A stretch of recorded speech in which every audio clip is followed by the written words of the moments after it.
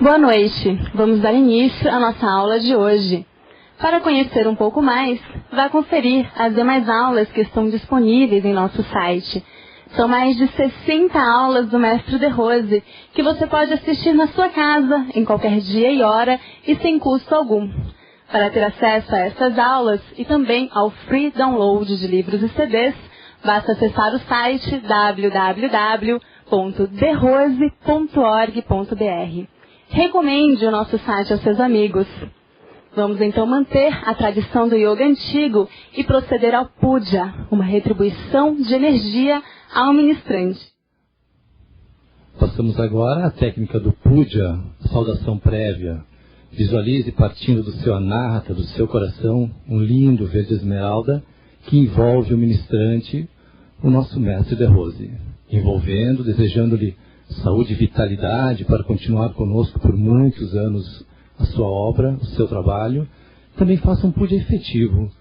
Leve um amigo, um flyer, trazendo até a escola, trazendo até o nosso método De Rose, tão lindo e gostoso. Swastika. Muito bem. Hoje nós vamos conversar um pouco sobre o meu livro mais novo, Chakras e Kundalini. E eu acho que a melhor maneira de falar sobre um livro é lê-lo. Então vou ler um pedacinho para você. Chakras e Kundalini.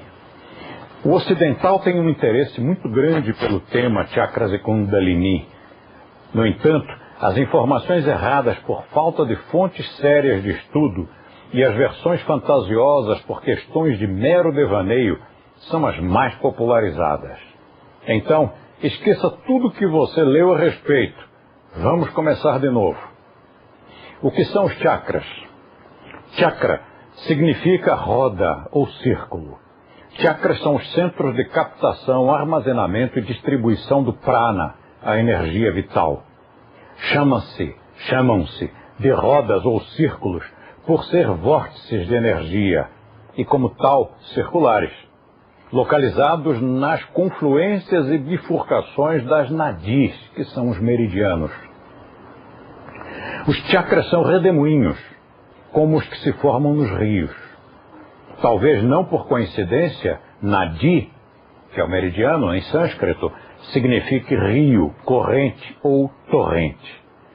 Os chakras também podem ser chamados poeticamente de padmas, ou, em português, lótus.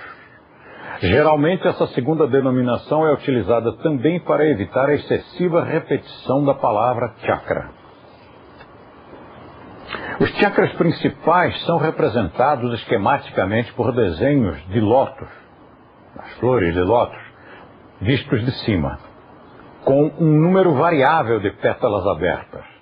Essas pétalas são representações simbólicas do número de nadis primárias que partem de cada respectivo chakra para distribuir sua energia por outros chakras e por todo o corpo. Aí vem um monte de ilustrações, é muito divertido. Agora vamos falar de Kundalini.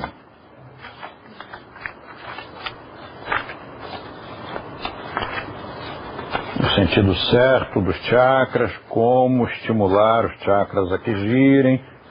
Mantra pode matar. E você não contava com isso, né? Pode mesmo. O que é a Kundalini? Eu vou depois comentar com você essa história de que mantra pode matar. A moçada que está aqui comigo já conhece essa história, mas talvez você em casa não saiba. Bom, primeiro vamos ao texto do livro. O que é a Kundalini? Kundalini é uma energia física de natureza neurológica e manifestação sexual. O termo é feminino, deve sempre ser acentuado e pronunciado com o i final longo. Os leigos aplicam o termo no masculino e pronunciam o Kundalini. Mas está errado. Repetimos, o termo é feminino, deve ser pronunciado com a tônica na primeira sílaba e a longa na última. Kundalini significa serpentina, aquela que tem a forma de uma serpente. De fato, sua aparência é a de uma energia ígnea enroscada 3,5 vezes dentro do Muladhara Chakra, o centro de força situado próximo à base da coluna e aos órgãos genitais. Enquanto está adormecida, é como se fosse uma chama congelada. É tão poderosa que o hinduísmo a considera uma deusa, a mãe divina, a Shakti universal. Todo o sistema do yoga, de qualquer ramo, apoia-se no conceito da Kundalini. De fato, tudo depende dela, conforme o seu grau de atividade. A tendência do homem à verticalidade, a saúde do corpo, os poderes paranormais, a iluminação interior que o arrebata da sua condição de mamífero humano e o catapulta, em uma só vida, à meta da evolução sem esperar pelo fatalismo de outras eventuais existências. Se você já tiver lido explicações místicas ou confusas sobre a Kundalini, vamos simplificar isso. O conceito freudiano de libido e o reichiano de orgônio chegaram bem perto do princípio e anatomia da Kundalini no yoga antigo. Se você quiser um termo leigo mais compreensível, pode traduzir a Kundalini simplesmente como sexualidade. Freud e Reich, os dois tinham a intenção de domá-la para fins terapêuticos. Como nenhum dos dois possuía a iniciação de um mestre nesses mistérios, ambos fracassaram e deixaram à posteridade uma herança meramente acadêmica de teorias sobre o assunto sem grandes resultados práticos. A energia da Kundalini responde muito facilmente aos estímulos. Despertá-la é fácil. Um exercício respiratório que aumente a taxa de comburente é suficiente para inflamar seu poder. Um Bidya Mantra corretamente vocalizado é capaz de movimentá-la. Um asana que trabalha a base da coluna posiciona-a para a subida pela medula. Uma prática de Maithuna pode deflagrá-la. Basta combinar os exercícios certos e praticá-los com regularidade. Já que despertar a Kundalini não é difícil, não mexa com ela enquanto não tiver um mestre. E quando o encontrar, não a atice sem a autorização dele.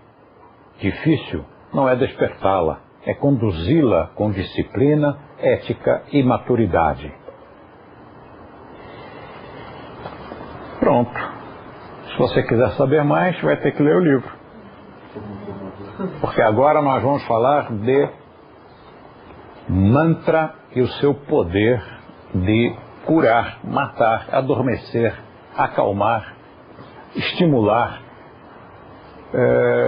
educar a locução, a dicção, aumentar capacidade pulmonar. Há uma porção de finalidades, há uma porção de coisas que você consegue com o mantra. Então vamos estudar isso um pouco.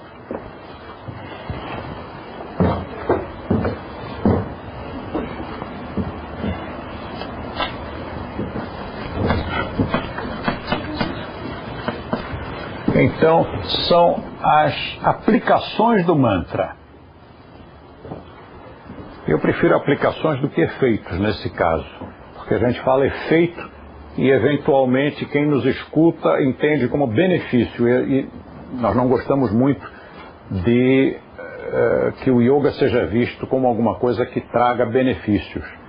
Nada contra os benefícios, paciência, eles acontecem mesmo, mas é que existe um estereótipo, inclusive gasto já, de que as pessoas devam fazer o yoga para receber um benefício. Isto é um comércio.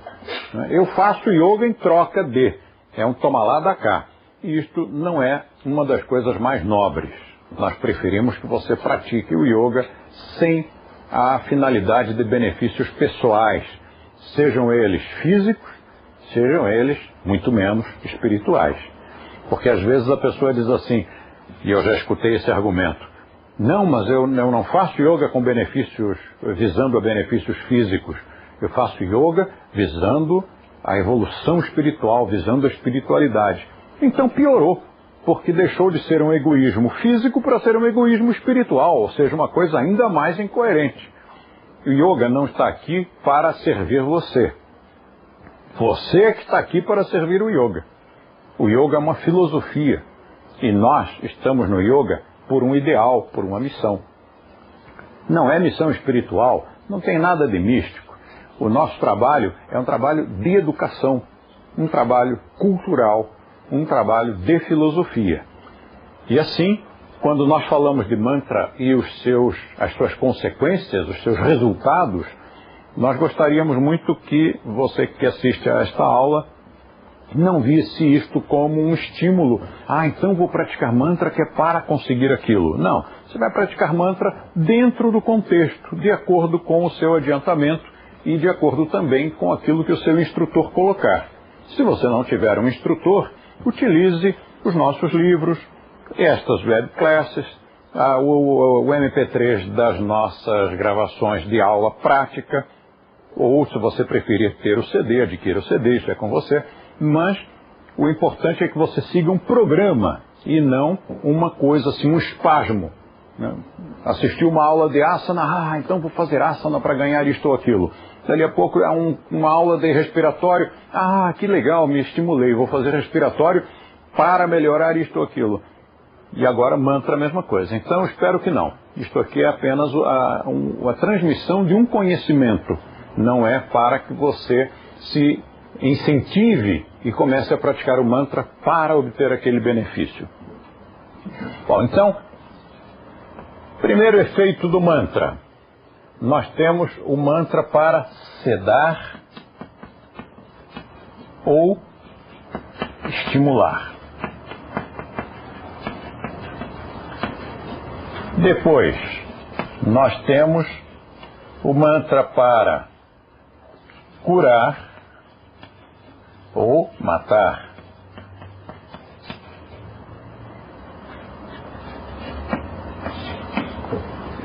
Depois, nós temos o mantra para adormecer ou acordar, mas esse aqui eu já vou encaixar no primeiro lá. Nós temos o mantra para melhorar a dicção do sânscrito e para melhorar a capacidade pulmonar para a execução de mantras. Então vou colocar aqui capacidade pulmonar. Mas como? Você pensou que fosse só respiratório que aumentasse a capacidade pulmonar? É que existem mantras que são muito longos e que você tem que pronunciá-los em Yekaswara. Swara, fôlego, alento. Yeka, Yekaswara, você tem que fazer toda aquela pronúncia num fôlego só. Então você inspira e vai em frente.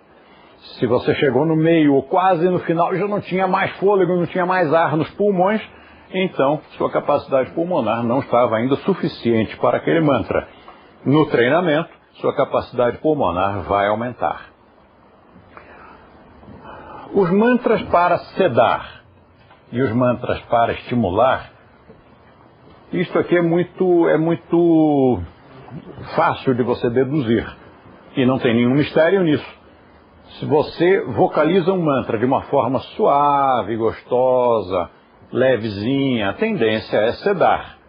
Mas há alguns sons e formas de você vocalizar os sons que tendem a estimular e até, se você insistir muito, tendem a irritar. E essas duas formas de mantra são utilizadas com essas finalidades. Por exemplo, no início de um Yoga Nidra, o tom de voz visa a sedar, no final do Yoga Nidra visa a estimular. Está bem que no comando do Yoga Nidra não é mantra, são palavras. Se bem que há uma corrente que tem a opinião de que palavra é mantra. Mas, no sentido estrito, mantra tem que ser em sânscrito e tem que ser antigo. Mas, independentemente do conceito de que palavra é mantra, ao iniciar a nossa prática de Yoga Nidra, que é a descontração, nós podemos utilizar um comando com tom de voz que leva à sedação ou nós podemos utilizar mantra, que leva à sedação. Nós, depois, no final do Yoga Nidra, utilizamos um tom de voz, um comando muito mais vigoroso, energético, enérgico, e que visa a trazer a pessoa de volta, né? Se ela, por acaso, já estava quase cochilando, ela retorna. Está relaxando profundamente, retorna. Mas também podemos utilizar o mantra no lugar do comando. Há técnicas de relaxamento que utilizam só mantra para relaxar e depois o mantra para trazer de volta. Mantras para curar são praticamente todos aqueles que a gente utiliza no nosso dia a dia, embora nós não tenhamos intenção de curar. Mas, como reorganiza as energias vitais, a tendência é a de que uma porção de situações não muito saudáveis também se harmonizem e a pessoa termine observando alguma coisa como a eliminação dos sinais de alarme, que são os sintomas, eliminação das somatizações e, num caso de prática mais longa e de circunstâncias todas favoráveis, podemos até verificar mesmo a regressão de um estado enfermiço. Mas repito que yoga não é terapia, portanto essa não é nossa intenção, eu até já apaguei ali. E matar, que é o contrário de curar, estes mantras obviamente não são divulgados, a gente não vai ensinar aos alunos, muito menos aqui para você, qual é o mantra que você pode usar para matar os outros. Mas esses mantras são transmitidos tradicionalmente na Índia porque muitos sadhus, os sadhus são os eremitas. E às vezes as pessoas dizem assim, puxa, mas eu vi uma foto de um sadhu que estava fumando haxixe. Sim, não era de yoga. Obviamente não era. Mas era um sadhu. E era indiano. E daí? Então você acha que todo mundo na Índia faz yoga? Mas era sadhu, não importa. Se era sadhu, se era swami, esse swami pode ser um swami que siga o yoga, pode ser um swami que siga o Vedanta. Ou outra coisa qualquer que ele queira. Swami quer dizer monge. E sadhu quer dizer ermitão. E ele pode ser um ermitão que siga o yoga e pode ser um ermitão que siga outra coisa qualquer. Então, a característica dos sadhus qual é? Os swamis vivem em comunidades e os sadhus vivem isolados, sozinhos, morando em cavernas no meio da montanha. E então, como eles estão lá sozinhos, você imagine você sozinho numa floresta dos Himalaias, morando numa caverna. Décadas. Inclusive consta que os sadhus que são de yoga vivem 130 anos. Então, 130 anos, e você já é velhinho, né, com 120, morando lá numa caverna no meio da floresta. Uma floresta que é infestada não apenas de najas, mas de tigres, de elefantes selvagens, enfim, de uma porção de outras feras. Como é que esses velhinhos se defendem? E então, pela tradição, eles se defendem através de uma classe de mantras que é utilizada para matar.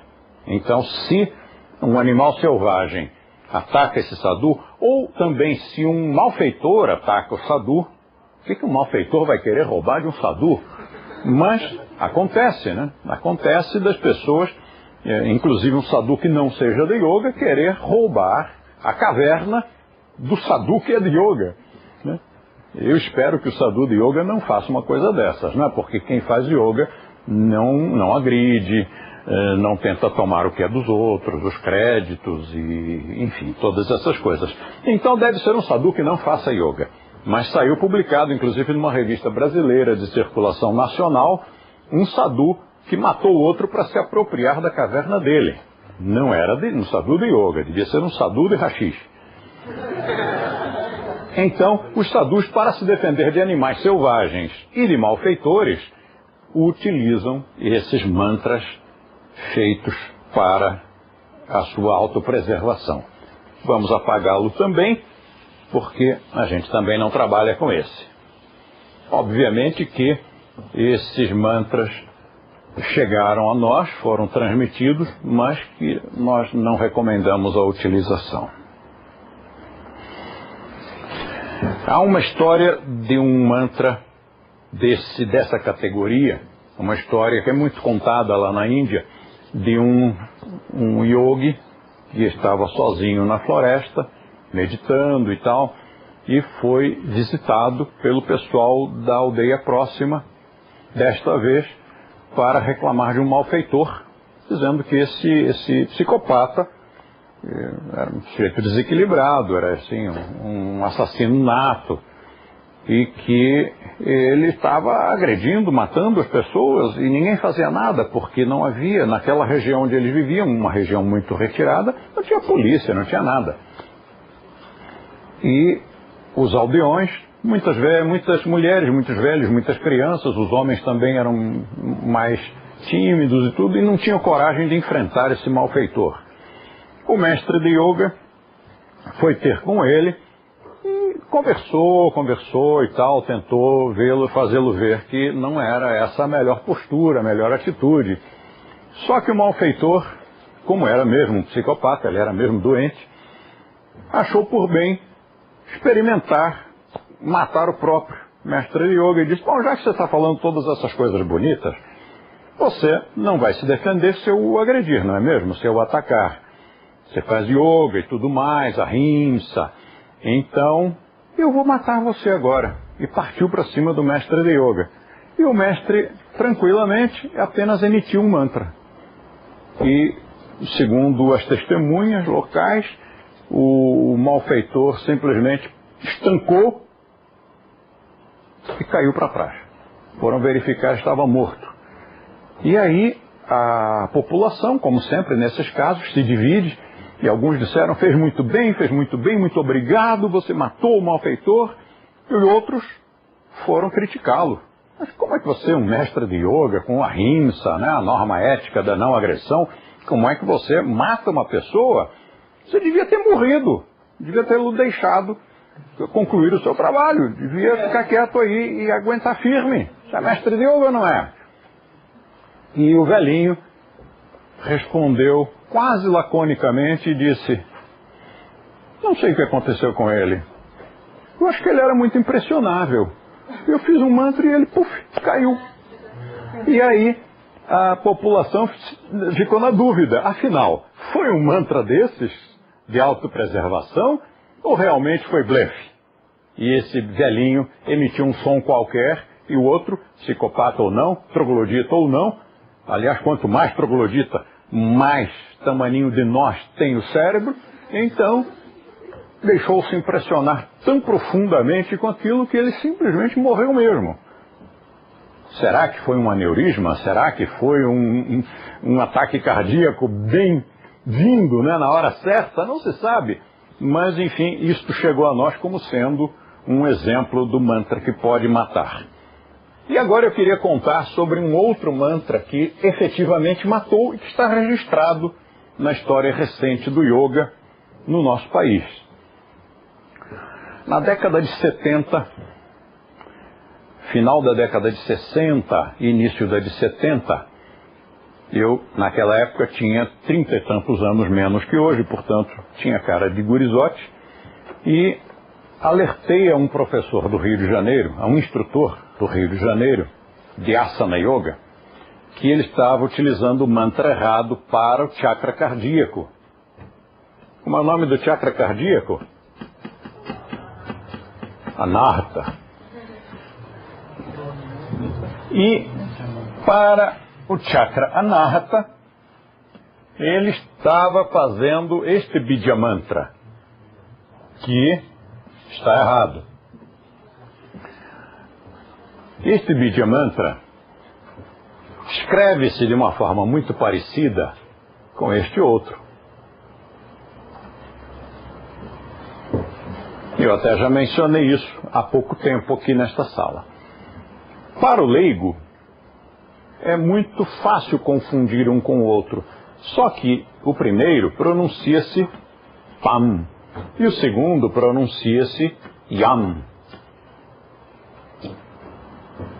E o mantra correto para estimular o chakra cardíaco é Yam.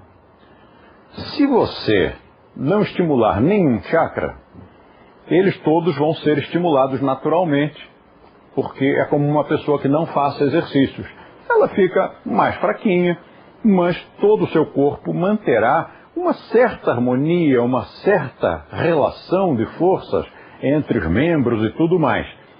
No entanto, se uma dessas pessoas que não faziam nenhum exercício resolve estimular a sua musculatura, resolve treinar a sua musculatura e resolve agarrar uns halteres e fazer rosca de bíceps só com o braço direito, só com o braço direito, só com o braço direito, no final de algum tempo, e aumentando o peso e tudo mais, vai ficar com um braço bonito, né? Uns 44 de bíceps.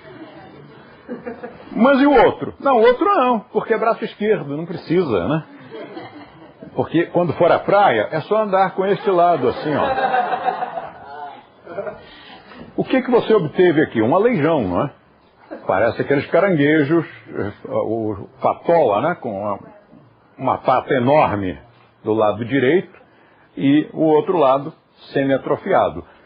Ora, se essa pessoa não fizesse exercício só para um membro, ela estaria fraquinha, tudo bem, mas organizada. Quer dizer, você olharia aquela pessoa e diria, uma pessoa normal, talvez até bonita. Não é um atleta, mas gostei da pessoa. Tem um equilíbrio anatômico, fisiológico. Agora, desenvolveu só um lado. O que você tem? Você não tem uma pessoa bonita.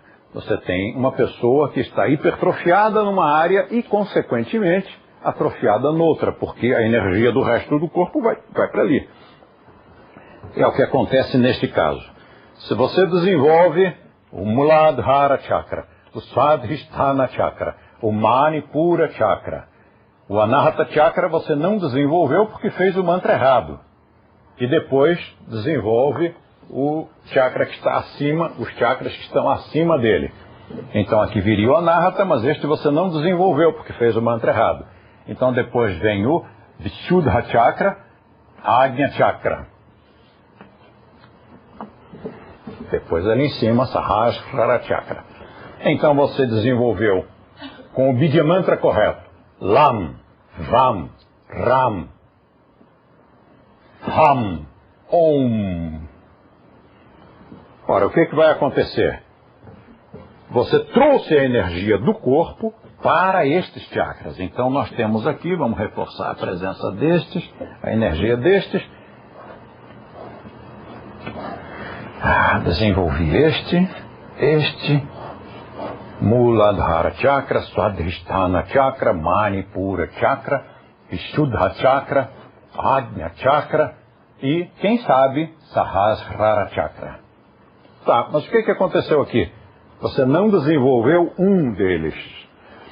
Se não tivesse mexido em nenhum, todos teriam a mesma cota de energia, ou seja, aquela cota mínima, aquela cotazinha medíocre que todo mundo tem para sobreviver. Aquela quantidade de energia, aquela qualidade de energia, aquela administração de energia suficiente para manter o seu corpo vivo, para as funções biológicas, para comer, para dormir, para trabalhar, para reproduzir e para envelhecer tranquilamente, como qualquer pessoa. Mas, se você se meteu a desequilibrar esse equilíbrio natural, mexer nesse equilíbrio natural, e errou na orquestração, o que acontece? A energia que era deste centro cardíaco, Anahata Chakra, vai para os outros, porque você estimulou, você fez exercício para os outros, então a energia dele vai para os outros e ele fica com menos energia. Ora, havendo pouca energia no chakra cardíaco, haverá menos energia no órgão cardíaco, que é o coração. Então, qual é a probabilidade? É de que você tenha problemas cardíacos, talvez até que morra disso.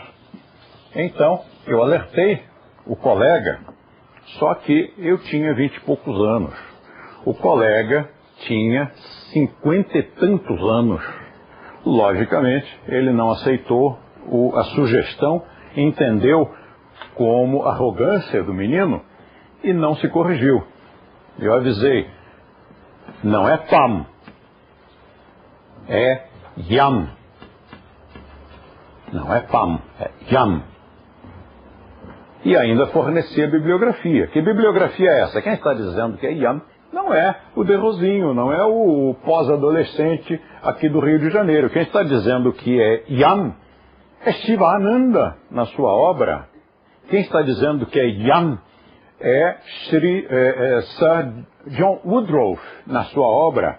E tantos outros mestres famosos e obras célebres. Mas não adiantou. Aquela coisa assim do ego não permitiu que ele se corrigisse. Continuou fazendo pam, pam, pam para o coração e pam, morreu. Morreu de quê? Do fígado? Não.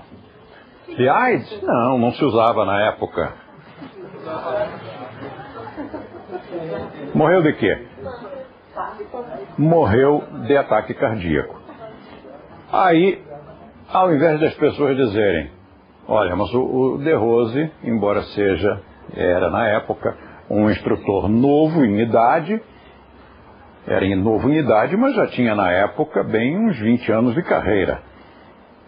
E, apesar disso, ele tentou ajudar.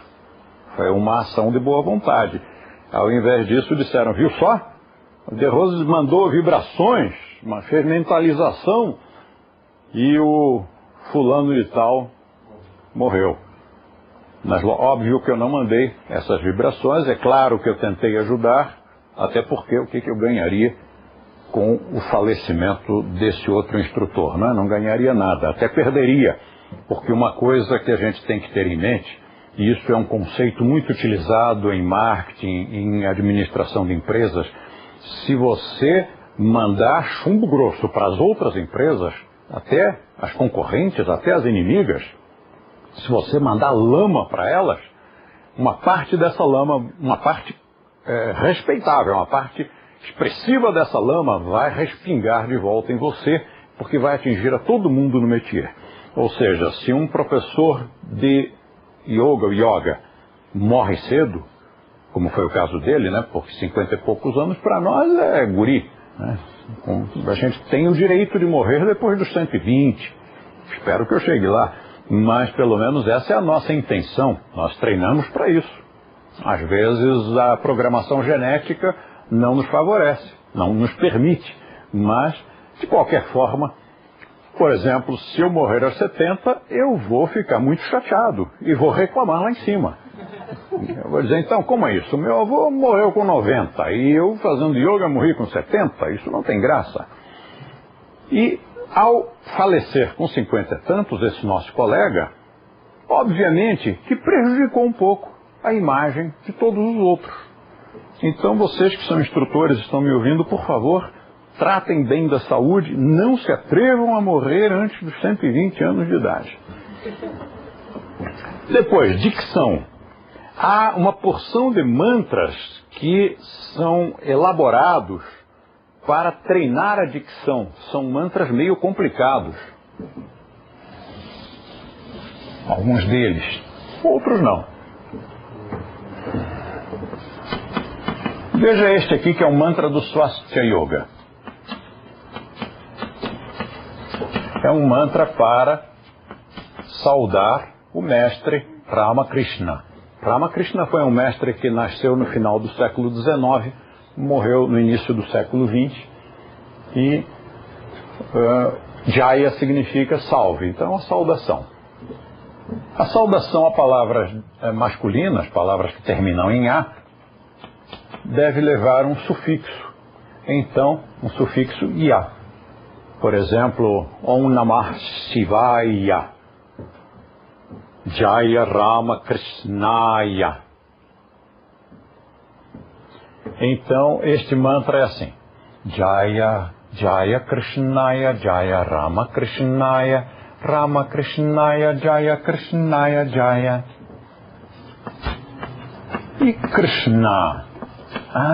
Krishnas são aqueles carinhas que andam com umas roupas alaranjadas pelas ruas, no Brasil, nos Estados Unidos, em outros países. Não, eles não são Krishnas. Eles são Hare Krishnas. Ou seja, eles pertencem a uma religião chamada Hare Krishna. Krishna é o nome de um homem, que é o homem que é reverenciado pelos Hare Krishnas.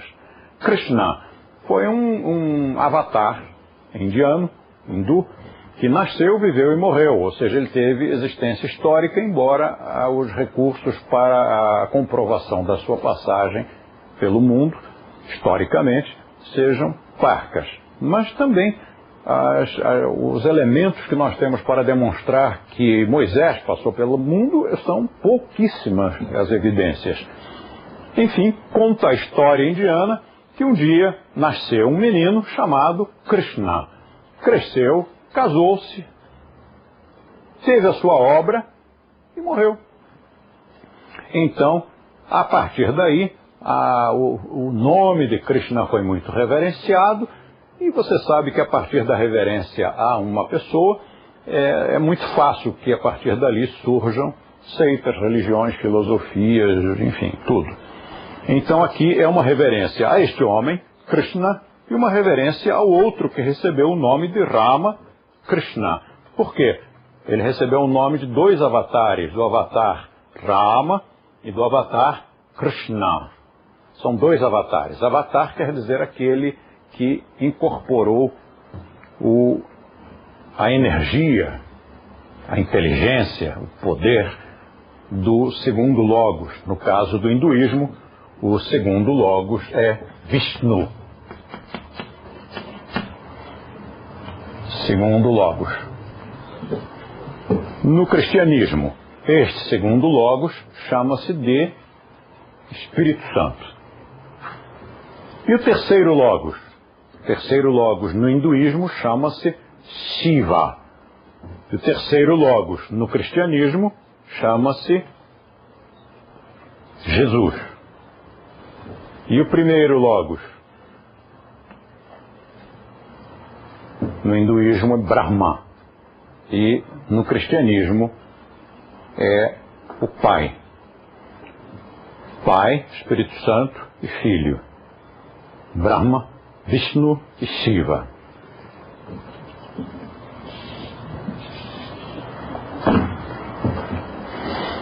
Então, isto é uma saudação a Krishna, avatar de Vishnu, e a este homem que viveu recentemente, que era tido como avatar, como reencarnação tanto de Rama quanto de Krishna, dois avatares. Por que nós fazemos uma saudação a este Senhor se nós não seguimos a filosofia que ele propunha? Qual era a filosofia que ele propunha? Era Vedanta Dakshinachara Tântrica.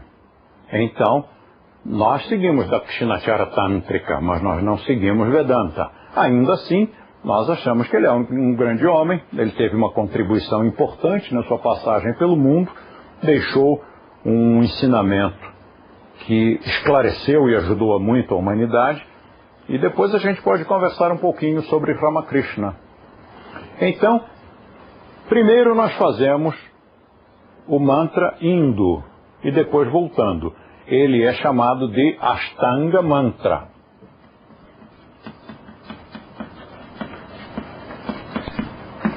Por que Ashtanga Mantra? É um mantra em 8 partes. Quais 8? 1, 2, 3, 4. Não tem 8. Tem 8 porque vai e volta. Então nós vamos fazer Jaya Krishnaya, Jaya Rama Krishnaya, Rama Krishnaya, Jaya Krishnaya, Jaya. Então nós temos 8 vezes, fazemos 8 palavras dentro do mantra. Pode ser Ashtanga Mantra, um mantra que tenha 8 palavras, que tenha 8 frases, ou que seja repetido 8 vezes. Esse aqui, ele, entre outros muitos, ele é utilizado para treinar a pronúncia. Então a gente faz devagar, depois pode acelerar. Vai ficar bom quando você fizer isso bem acelerado. Jaya Krishnaya. Jaya Rama Krishnaya. Rama Krishnaya Jaya. Krishnaya Jaya. Então nós fazendo como o mantra sairia. Jaya Krishnaya Jaya Rama Krishnaya. Rama Krishnaya Jaya Krishnaya Jaya. Jaya Krishnaya Jaya Rama Krishnaya. Rama Krishnaya Jaya Krishnaya Jaya. Jaya Krishnaya Jaya Rama Krishnaya. Rama Krishnaya Jaya Krishnaya Jaya. Jaya Krishnaya Jaya Rama Krishnaya. Rama Krishnaya Jaya Krishnaya Jaya. Então, será que isso é tão difícil? Não, não é difícil. Mas então por que é usado para treinar dicção? Bom, porque, por exemplo, este R, na Inglaterra, nos Estados Unidos, na França, este R é completamente diferente a pronúncia. Mesmo lá no Brasil, esta pronúncia é diferente. Como se pronunciaria isto num país de língua inglesa? Ficaria alguma coisa mais ou menos como Krishna. Não, não está certo. Mas como seria na França? Talvez alguém pronunciasse Krishna. E lá no Brasil, talvez alguém dissesse Krishna. Mas o R, sânscrito, é o R italiano. Então é Krishnaya. Ao fazer este treinamento, outra aqui também, no Brasil, em Portugal, este J tem um som diferente. Muita gente desavisada diria Jaya. Não é Jaya, é Jaya. Então, o fato de nós darmos este mantra para uma turma adiantada parece inócuo, chover no molhado. Mas para uma turma iniciante, para um leigo, este mantra vai ensinar a pronúncia do J, a pronúncia do YA, a pronúncia do R, a pronúncia do SH, a pronúncia deste N, que nós não exigimos que pronuncie exatamente como ele deve ser, mas este N é pronunciado com a língua lá para trás, é o Krishna. Mas tudo bem, não precisamos também pronunciar o sânscrito com perfeição. Basta que não seja uma coisa muito diferente, muito absurda.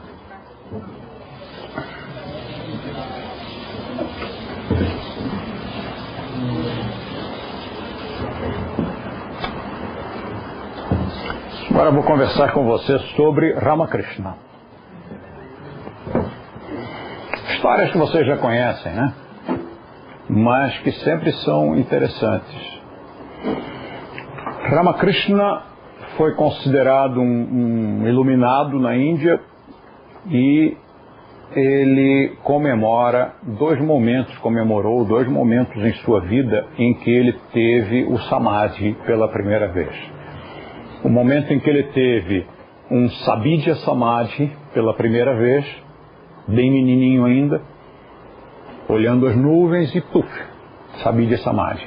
Ou seja, nós simples mortais temos que treinar um montão para conseguir isso, e aquele menino, tal como Mozart, né?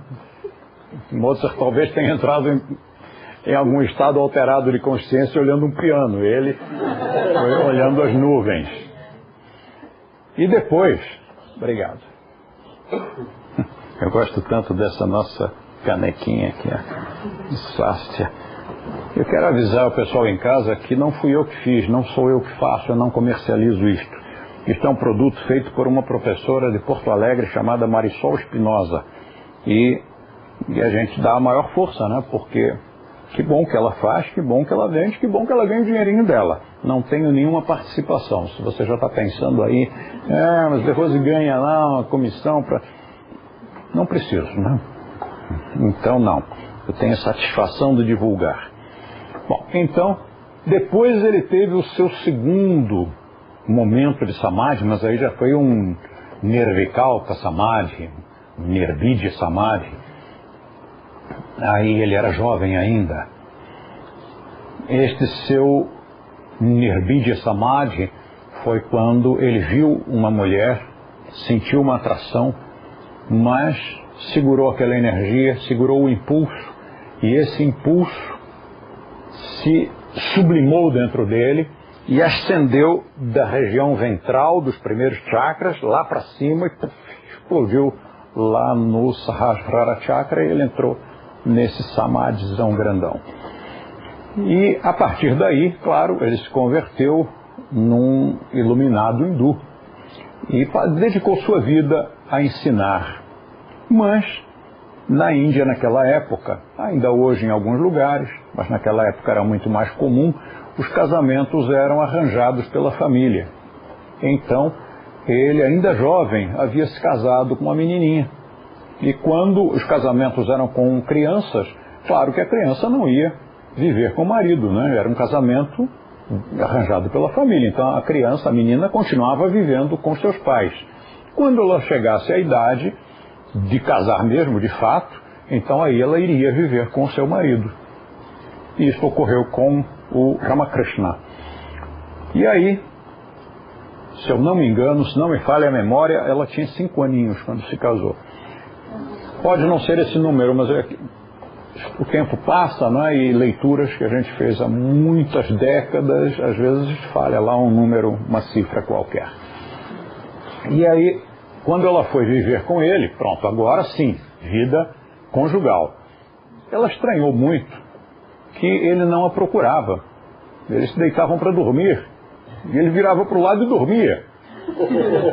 E ela começou a achar que ele não gostava dela, e que ele não estava valorizando, e começou a ficar meio assim mal-humorada com aquela situação. E criava um certo desconforto para o casal, às vezes puxava uma briguinha. Briguinha suave, aquelas coisas que você conhece. E ele, noutra, né? O cara vivia em samadhi, então não estava nem aí para briga conjugal, para discutir a relação, essas coisas. E isso deixava pior ainda, porque ele não dá nem bola, nem quer brigar comigo. Mas cá para nós, embora não haja registros disso, ela deve ter infernizado a vida dele. Aí um dia, ela acordou de madrugada e Ramakrishna estava levitando aos pés da cama. E aí caiu a ficha. E dizem os que registraram a história que ela caiu aos pés dele pedindo perdão e dizendo, chamando-o de mestre, e dizendo: perdão, mestre, eu não sabia. E aí se tornou sua discípula número 1, sua principal discípula. E obviamente nunca mais encheu a paciência dele para transar. Mas eu disse que ele era Dakshinachara Tântrica. Quer dizer que quem é Dakshinachara Tântrica não transa. É que o Dakshinachara Tântrica, ou seja, o Tantra da mão direita, tem 2 divisões, tem 2 partes, 2 possibilidades. Tem a via úmida, que permite o contato sexual, e a via seca, que não é que não permita, é que ele não quer, é um direito dele. Então, se ele não quiser ter relações sexuais, ele segue a via seca. Os 2 são Dakshinachara Tântrica. Dakshinachara Tântrica da via úmida, Dakshinachara Tântrica da via seca. Ele optou pela via seca. Pronto, a opção é dele. E aí, daí para frente, tudo que passou a acontecer tem um registro mais claro, porque os discípulos escreveram. E é interessante esse fato, porque Ramakrishna consta que era analfabeto, embora ele fosse da casta superior, mas por qualquer razão ele era analfabeto. Afinal, ele pode ser da casta superior e ser pobre, pode ser da casta superior e não ter tido a possibilidade de aprender a ler e escrever, e também há a possibilidade de que um iluminado não tenha desejado se limitar a escrever, porque, francamente, até escrever em computador é extremamente primitivo, né? É para os simples mortais. Para um iluminado, realmente não... Imagina, a consciência dele fluindo numa velocidade impressionante, e ele tendo que se deter em grafar letra por letra, palavra por palavra. Não, isso é uma tortura. Além do mais, as palavras não conseguem descrever as experiências, nem mesmo daquele que medita, quanto mais daquele que está em estado de hiperconsciência, né, de iluminação. Então, ele nunca escreveu livros. Mas seus discípulos escreveram sobre o que aconteceu. E, recentemente, também, numa outra aula, eu mencionei que a vida dele, a passagem dele pelo mundo foi tão marcante, foi tão importante, que um jornal lá do Brasil, lá do outro lado do mundo, 100 anos depois, publicou uma matéria de página inteira no dia do seu aniversário. Foi o jornal O Globo, que no dia 18 de fevereiro de 1974, publicou uma matéria, imagina, uma página inteira sobre Ramakrishna, que nasceu nesta data. E nessa matéria eles contavam uma série de peripécias do Ramakrishna.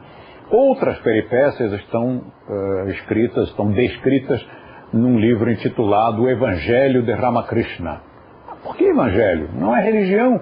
Tá bom, mas na época eles não tinham essa preocupação. Hoje nós estamos muito preocupados em informar a opinião pública de que yoga não tem nada a ver com religião nem com seita. Mas naquela época não tinha essa preocupação, porque não havia a picaretagem, não havia o charlatanismo em volta dessas coisas. Então, puseram lá o nome, Evangelho de Ramakrishna, no sentido literal de que Evangelho é aquele texto que está trazendo as boas novas, que está trazendo as notícias, as mensagens daquele mestre. Então, nessas duas fontes, na matéria que saiu no Globo, até eu acho que você conseguiria acessar essa matéria do Globo. Eles devem ter lá em arquivo. 99% de possibilidade de que a minha memória não me traia e que deve ter sido em 74. Se não encontrar em 74, você procura 75 e 73. Vai achar. Ou procura, quem sabe, pelo nome Ramakrishna. Se eles estiverem bem organizados ali em termos de arquivos, eles vão acessar essa matéria para você. E aí tem umas histórias muito interessantes. Tem a história do primeiro samadhi, da nuvem, tem a história do segundo, do samadhizão lá, com a moça. E tem uma história muito interessante de quando Ramakrishna entra para dar aula. Na Índia eles têm umas coisas assim, claro, quando a gente diz na Índia, é meio estranho, porque a Índia tem uma porção de cidades, várias castas, um monte de filosofias e de religiões e de etnias, e claro que há variedades, há variações. Mas eu vi em muitos lugares um bancão como este aqui. No deles, lá da Índia, eles colocam uma espécie de um colchão ou uma almofadona estreita, mas ocupando todo o espaço. E nesse bancão, o mestre se senta ou se deita. Ele tanto dá aula, como ele simplesmente fica ali. Muitas vezes as pessoas estão fazendo outras coisas. Entram, o mestre está ali recostado, né, deitadinho aqui com uma almofada, uma espécie de um travesseirão. Ele fica aqui só ou meditando, ou dormindo, ou lendo, ou conversando com alguém, ou fazendo nada.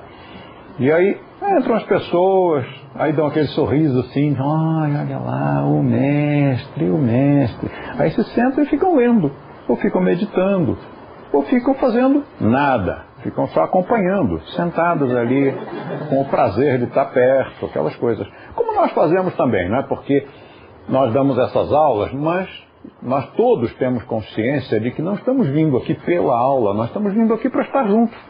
Ou seja, se um dia eu simplesmente disser, hoje eu não estou com vontade de dar aula, sabe, não tem nada para dizer, nós vamos ficar juntos aqui sentados na mesma, olhando um para a cara do outro, sorrindo, dizendo bobagem, né, trocando ideias, aí alguém diz uma coisa, outro responde outra, porque realmente o que nos move é a satisfação de estar juntos. E lá também, lá na Índia também é assim. Então, O mestre chega, veio para o seu bancão, mas na hora que ele abre a porta, ele vê que tem um mal-estar no ar. Os discípulos estavam brigando. Como assim brigando? Como praticantes de yoga, ou de Vedanta, ou algo que seja, como é que eles ficam brigando? E o Ahimsa, onde é que fica? E chamou a atenção dos discípulos e disse, escute aqui, como é isso? Meus discípulos brigando entre si? E uma banda, um grupo deles disse, mestre, mas é claro, eles disseram que o mestre é tântrico e nós não podemos admitir isso. E o Ramakrishna, pela primeira vez, disse em claras palavras, mas eu sou tântrico. Por que disse só dessa vez? Porque aqui no Ocidente a gente fica cobrando das pessoas que se classifiquem, né, que se rotulem. Na Índia não tem essa preocupação. Ele não precisava dizer, bom, atenção, quero informar aos caros discípulos que eu sou tântrico. Total bobagem, né? Ele chegava e dava o seu ensinamento, contava lá as suas parábolas e tudo mais. Nunca se declarou tântrico. Mas naquele dia, eles não estão falando nada demais, eles não estão me insultando, eles estão dizendo a verdade, eu sou tântrico. E esses que o defendiam, disseram, não, mestre, você não. Você é um homem honesto, você é um homem bom. E eu disse, sim, o que tem isso a ver? Que imagem vocês têm dos tântricos? O que vocês pensam que tântrico é? Agora você imagine, essa dificuldade de entender o Tantra foi na Índia no final do século XIX. Você imagine no século XXI, lá no Ocidente, como deve estar deturpada a visão da opinião pública estimulada pela mídia. Aí ele faz essa declaração e os discípulos, uns se decepcionam, outros se entusiasmam. Uau, então ele é um grande mestre, então ele é um mestre de uma linha confiável. Porque na Índia, como no Ocidente, no mundo inteiro, o ser humano é igual em toda parte. Há aqueles que querem fantasias e há aqueles que querem a realidade pura e simples, descomplicada, sem mistérios. E os que aspiram por mestres de linhagem tântrica, normalmente são os que querem mestres humanos, quer dizer, gente como eu. Eu quero gente como eu. Eu quero que o mestre que me ensine alguma coisa também sinta dor, também sinta fome, também sinta sede, também fique triste, também fique zangado, ou seja, seja um ser humano para que possa me compreender, que possa compreender a problemática de qualquer outro ser humano. Senão como é que vai falar, por exemplo, sobre casamento se o cara não casou? Como é que ele vai falar sobre sexo se ele faz abstenção sexual? Então fica muito teórico, fica assim, alguém falando sobre algo que não entende, algo que não experienciou, como muitos mestres, supostos mestres, que falam sobre o Kundalini, né, a Kundalini, que ele não despertou, ele não vivenciou, ele não experienciou. Bom, então, a partir daí, os que queriam um mestre de linhagem tântrica chegaram-se, porque normalmente há uma carência, há uma busca muito grande, mas poucos são realmente, no mundo inteiro, isso inclui a Índia, inclui o Brasil, inclui todo mundo, poucos são os mestres honestos dessa linha, porque como não é ciência exata, cada um diz o que lhe passa pela cabeça, e quem é que vai dizer que não é? Aí, um dia, ele estava dando aula, e um discípulo seu, você imagine, Ramakrishna, era analfabeto. Mas esse seu discípulo era intelectualoide, era o Vivekananda. E o Vivekananda era tão intelectual, era tão racional, tão estudioso, inteligente, que incomodava nas salas de classe. E um dia ele incomodou tanto o mestre, foi inconveniente mesmo, que os colegas de turma, os outros alunos, agarraram-no pelos fundilhos e já foram atirando na rua. E o Ramakrishna teve que chamar de volta. Volta. O que vocês estão fazendo com ele? Não, mestre, ele foi irreverente, ele foi mal educado, ele foi desrespeitoso. Nós vamos jogá-lo na rua. E o Ramakrishna disse, não, traz de volta porque ele realmente foi tudo isso aí. Mas quando me atacarem, ele vai me defender, porque ele tem essa energia, ele tem essa raiva, ele tem essa coisa, e ele vai me defender, e vocês não vão. E ficaram chateados, puxa, o mestre disse que a gente não vai defender, que justo esse inconveniente aí vai defendê-lo. E foi o que aconteceu. Tempos depois, houve uma situação em que, atravessando um rio, Ramakrishna, aliás, o seu discípulo Vivekananda, passou por uma situação e que ele realmente foi posto à prova, defendeu o mestre corajosamente, quase morreu afogado nessa experiência, e a partir daí ele recebeu estátuas em praça pública, lá na Índia. É interessante porque eu não vi nenhuma estátua, deve haver, mas eu não vi, 24 anos de viagens à Índia, eu não vi nenhuma estátua do Ramakrishna, mas vi estátuas do Vivekananda. E isso por quê? Porque Vivekananda defendeu seu mestre com risco da própria vida. Mas antes disso, quer dizer, antes do mestre morrer, antes de acontecerem todas essas coisas, um dia o Ramakrishna resolveu passar por experiências de Nyasa. Nyasa é um fenômeno de identificação, no qual o praticante se identifica com uma egrégora, ou seja, com um setor, uma personalidade do inconsciente coletivo, real ou imaginária. Pode ser uma pessoa viva ou morta, pode ser um vegetal, pode ser um mineral, pode ser qualquer coisa. Você simplesmente se concentra naquilo ali. Por exemplo, você quer ter imobilidade, conquistar a imobilidade. Você se concentra na pedra, numa rocha. Medita, olha, não é meditação, é um outro fenômeno. Você olha, concentra-se, envolve-se, identifica-se emocionalmente e conquista as qualidades daquele ser mineral, vegetal, animal, hominal, o que seja. E também pode ser com figuras mitológicas, porque de alguma maneira você vai adquirir aquelas qualidades que são atribuídas a tal personalidade mesmo mitológica, ou seja, ainda que não tenha existido. E Ramakrishna, como vivia em Samadhi, os discípulos frequentemente perguntavam a ele, mestre, mas o que é o Samadhi? E ele dizia, o Samadhi, e entrava em Samadhi. O que ele vai falar sobre se o Samadhi está 2 dimensões acima da mente e palavras ficam 2 dimensões abaixo do Samadhi? Não há como explicar por palavras, é impossível. Então ele entrava em Samadhi e pronto. Aí chegou uma certa hora que ninguém mais perguntava, né? Não adiantava, ele não ia responder. E para tentar transmitir alguma coisa, ele resolveu passar pelas experiências de Nyasa. Porque Nyasa não é nem meditação, Nyasa é da faixa do emocional e mental. É essa faixa que, no conjunto, para os gregos é chamado de psique, que é o emocional e o mental. Então, se é da faixa do psiquismo, está acessível a qualquer pessoa. E aí ele passou por algumas experiências assim para depois transmitir aos seus discípulos.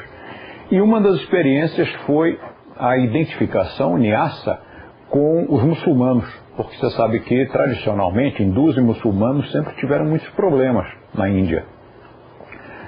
E ele entrou nesse Nyasa e se converteu ao islamismo. Inclusive, passou a comer carne. E isso foi um escândalo para os discípulos. Muitos o abandonaram.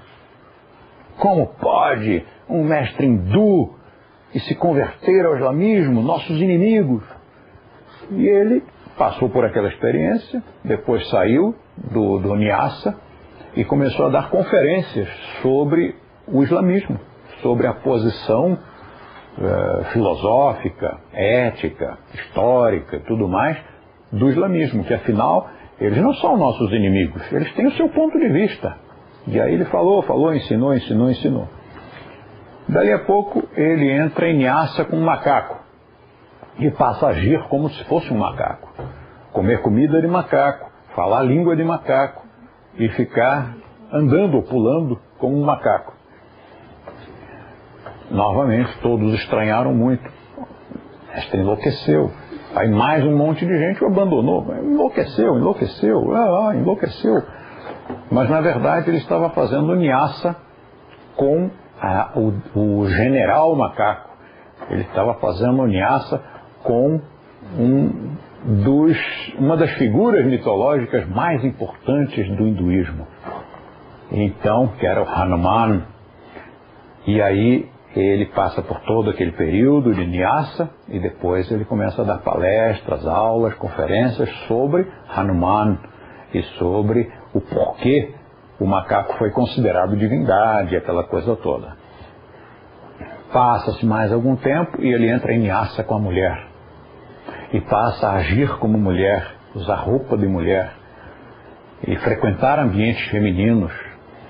E aí, outro escândalo, o mestre agora travestiu-se, o mestre inverteu e aquela coisa toda, e mais um monte de gente também o abandona.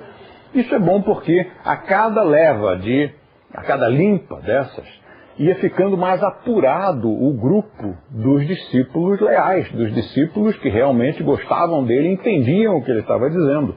Há quem diga, inclusive, que ele fazia essas experiências de niaça para dar uma limpa mesmo, porque era muita gente que estava à volta dele. E ele queria tirar os que não valia a pena ter junto. Escandalizava, né, para botar o pessoal para fora. Outros dizem que não era por causa disso. Ele realmente fazia niaça. E aí, frequentou os ambientes femininos, aquela coisa toda. Dali a um tempo, ele tira o sari, bota a sua roupa outra vez e começa a dar conferências e aulas e palestras sobre a posição da mulher na sociedade, a opinião da mulher, o direito da mulher ao voto, e a igualdade, a posição da mulher na família, a posição da mulher na religião. Então, todas essas experiências heterodoxas fizeram com que ele ganhasse o apodo de o louco de Deus, porque como ele era de linha Vedanta, né, então ele falava muito de Deus e tinha essas atitudes informais, e então era o louco. Não era louco, esse cara é louco, mas era o louco de Deus, não era um louco qualquer. E foi um apelido que permaneceu mesmo depois de sua morte. Muita gente ainda se referia a Ramakrishna dessa forma.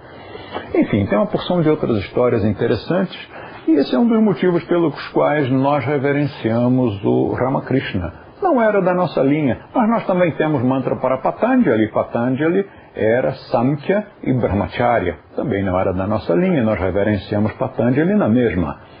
E assim outros. Nós temos mantras no Swastika Yoga também para Shankaracharya. O Shankaracharya era Vedanta. Nem era de yoga, ele era mestre de Vedanta. Mas então por que temos aquele mantra? Hara Hara Shankaracharya, Hara Hara Shankaracharya, que até é um mantra marcial, parece uma marcha militar, isto em grupo, todo mundo fazendo e repetindo, dá vontade de levantar e sair marchando. Mas por que isso então? Porque ele foi um grande homem, foi um grande homem. Então nós reverenciamos a memória desses que foram grandes homens, ainda que suas opiniões não fossem como as nossas, não fossem exatamente as mesmas.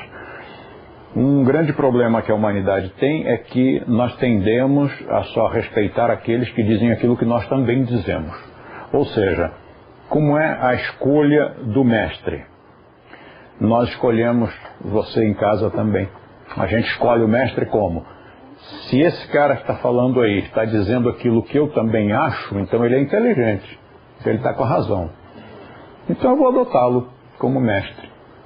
E se ele diz coisas com as quais você não concorda, ainda que sejam verdades, mas para você não são, então você olha aquilo e diz, não, esse cara não sabe nada, ignorante. Então é aquela coisa, se concorda com você é inteligente, se discorda de você não presta.